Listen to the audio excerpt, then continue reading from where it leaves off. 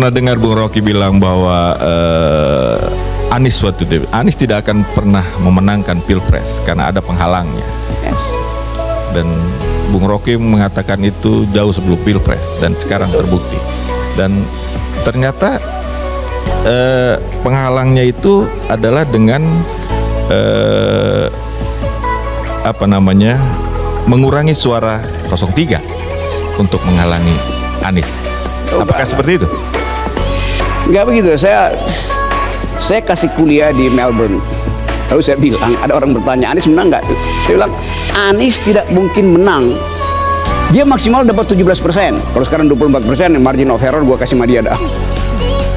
Waktu itu saya bilang, karena ada penghalang, lalu orang marah pada saya. Saya bilang, kalau dia mau menang, singkirkan penghalangnya. Siapa penghalangnya? Ya Jokowi. Itu dasar argumen saya waktu itu tuh.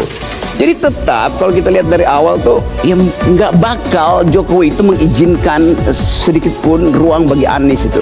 Kan itu artinya begitu Anies jadi presiden, 2 minggu kemudian Jokowi ditangkap KPK. Kan itu bukan karena Aniesnya, tapi karena desakan politik.